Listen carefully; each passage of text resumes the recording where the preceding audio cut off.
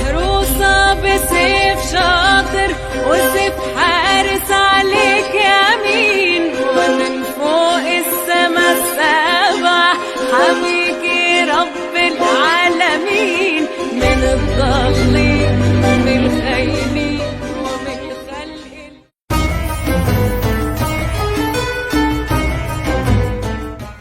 Welcome to the Arabian Culture and Arts Wheel celebrations of World Heritage Day. Today, we're celebrating Egyptian heritage. We'll learn all about the World Heritage sites in Egypt, and we'll accompany that with a collection of authentic art performances presented by Egyptian artists from all across North America. أهلا بكم في احتفال ساقية الثقافة والفنون العربية باليوم العالمي للتراث، وبالأخص التراث المصري. النهاردة هنستمتع بمعلومات عن مواقع التراث العالمي في مصر، وهنتفرج على مجموعة من العروض الفنية الأصلية اللي بتمثل التراث المصري العريق، وبيقدمها فنانين مصريين من أمريكا الشمالية.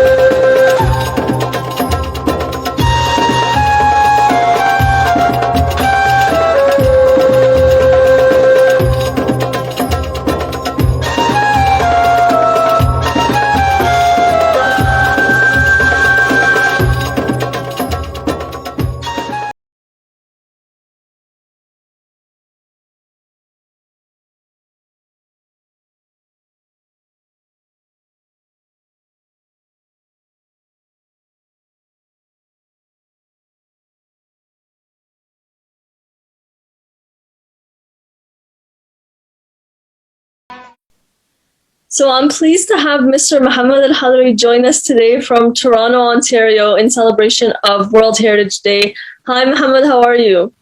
Hi, how is yourself? The pleasure is all mine, actually, and thank you very much for having me. We're so excited to have you, and I'm wondering if you can give a quick introduction to our audience about yourself. Okay, well, my name is Mohammed Al-Hadri. I'm of Egyptian origin. I'm a relatively new Canadian. I came here to Canada in 2009. I landed in 2009, but I started really physically staying here in Canada as of 2010. When I came here to Canada, I made a career shift. My career before coming to Canada was in the field of media, in journalism, and in electronic journalism, like television production. I was a program presenter, an anchor, and so on and so forth, in several channels in English and Arabic. I also worked as a journalist in both languages too. When I came here to Canada, I made a career shift. I had to go back to school, study again, get another degree, and so I'm working with immigrants with a program that is funded by Citizenship and Immigration Canada that is targeted at helping newcomers to Canada assimilate and integrate into the Canadian culture. Oh wow, that's incredible. So you've still been here quite a while, a good 10 years, just over 10 years. So So then I'm wondering, what are you presenting for us today as part of World Heritage Day? Okay, well, today, just a link to the previous question. My original career was in the field of media, but when I came here to Canada, like I said, I shifted the career. But working in media and art was always something that I put on the back burner. And then it's something that I brought up again as of 2018. What I'll be presenting today is something that I've presented before, which is something that is 100% typical Egyptian. It is an Egyptian puppet show. But it's a very typical puppet. It's a very Egyptian puppet, and it has very specific characteristics in terms of the sound, the pitch of the sound, the way that this character talks, the costume it wears, and we call it Aragose. Right. Okay. So I mean, I have some memories of the Aragos from my childhood, but then can you tell me maybe a bit more about how it links to Egyptian culture? Absolutely. The Aragose is a very old part of the Egyptian culture. Now, how old it is, like really, there is no consensus about it. So some people would say that it belongs to the, Mamluk Egypt or the Fatimid Egypt. Some people claim it's much, much, much older than that. Some people say that we even had it during the time of Pharaonic Egypt, but under a different name. And then it sort of evolved over time. But the Aragose actually was sort of the voice of the people. It always represented the voice of the people, even in the countryside, in villages and towns, and in cities too. So sometimes when even the people wanted to sort of object about something, but they were not courageous enough to do that, they sort of put it, they let the Aragose presented. So because you really don't know who's behind the Aragose. You see the puppet, but you don't know who's the puppeteer, really. Yeah. Oh, wow. Interesting. I didn't know that. So I learned something new today. I had no idea about that. So thanks for joining us today. And I'm really excited for your performance. I'm sure it'll bring a ton of memories back, at least for me, and I'm sure most of the Egyptian audience. So thanks so much for joining us today. Thank you. It's a real pleasure. And I hope our most valuable audience will like it as well. Thank you very much. I'm sure they will. I'm sure they will. سيداتي وسادتي، أقدم لحضراتكم فارس الزمان وتحفة العصر والأوان المصري، أبو ضحكة جنان، الأستاذ أراجوز.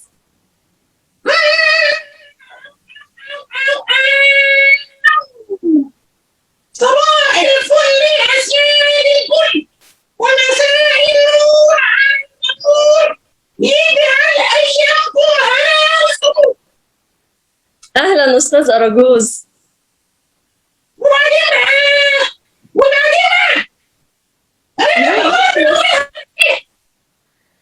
ليه بس يا أستاذ أراجوز؟ أستاذ أراجوز خلاص كده من غير رموز؟ يعني إيه؟ مش فاهمة. وبعدين أراجوز بس ده على أساس إن جاي من زهر يعني ولا إيه؟ ماليش عيلة كبيرة وعظيمة كمان ولا إيه رأي حضرتك يعني؟ معلش سامحني، أنا على قدي، ممكن حضرتك تعرفني؟ طبعا أنا لينا فخر الأستاذ أراجوز النوز كوالنوز، أنا اللي غنى لي الفنان العالمي عمر الشريف في فيلم الأراجوز اللي معمول على اسمي وقال أراجوز النوز كوالنوز، أراجوز جوز مشهور علومي، أراجوز النوز كوالنوز، أراجوز جوز مشهور علومي.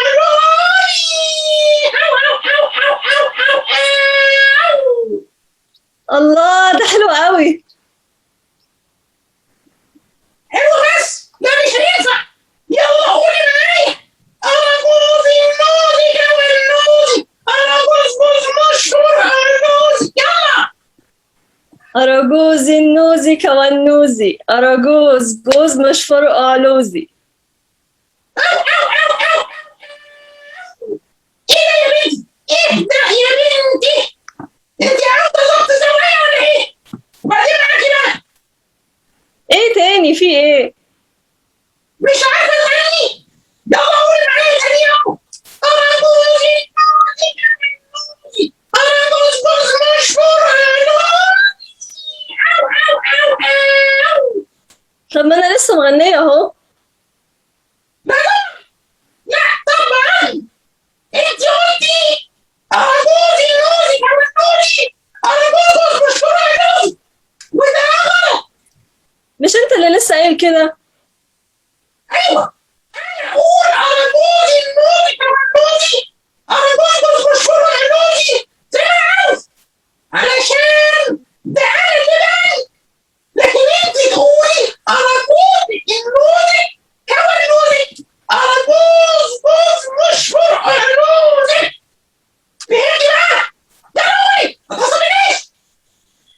حاضر، أمري لله.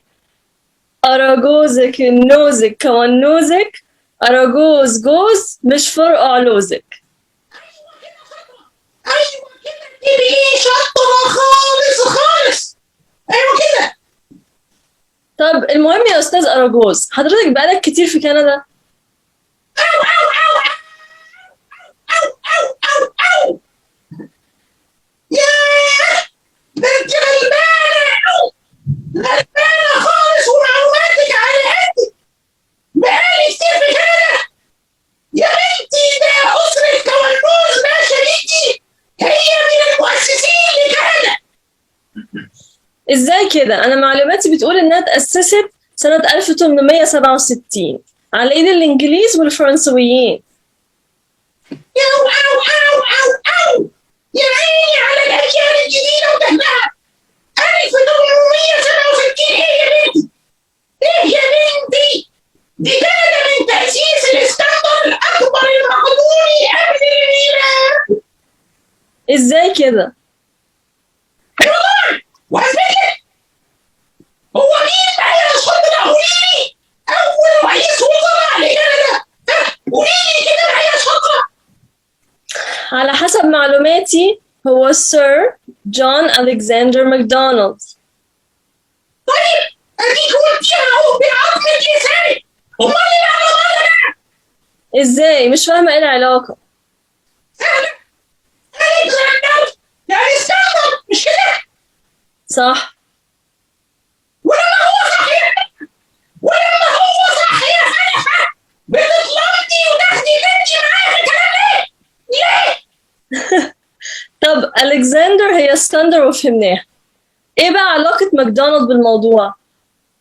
يا بنتي ماكدونالد يعني مقدوني. إزاي بقى؟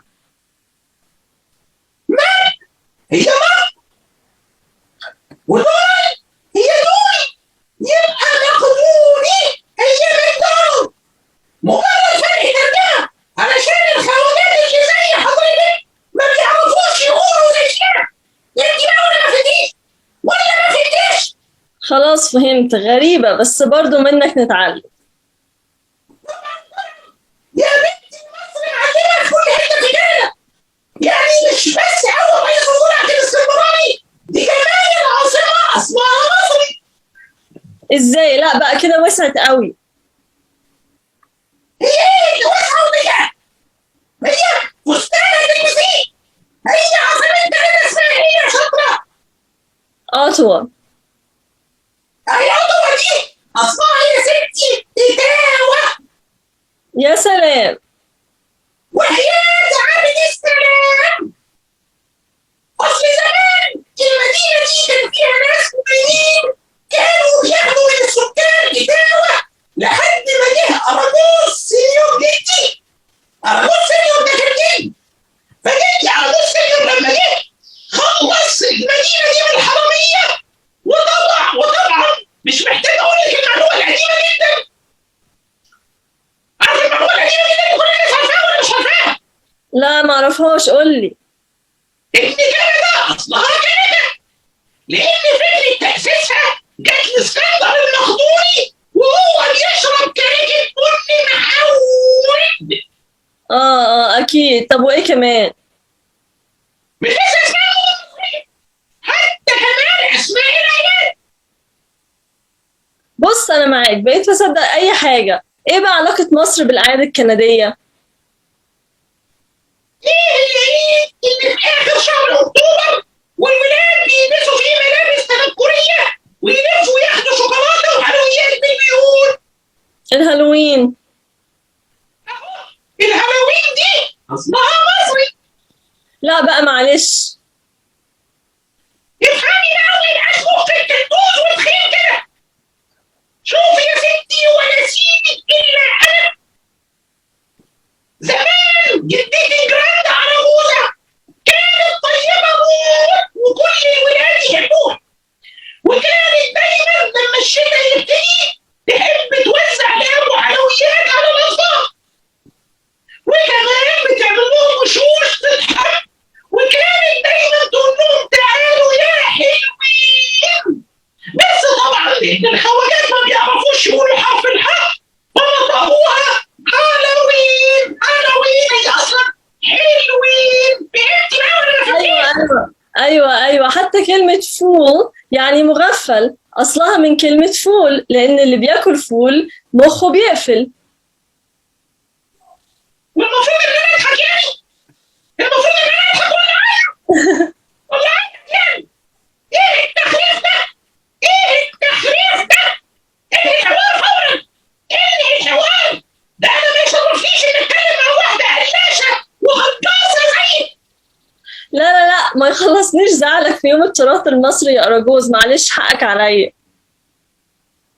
حبيبتي عاشت مصر ام الدنيا وكندا رمز التقدم والحريه، وكل سنه وانتم طيبين يا حلوين. باي باي. او او او او. باي باي. باي باي.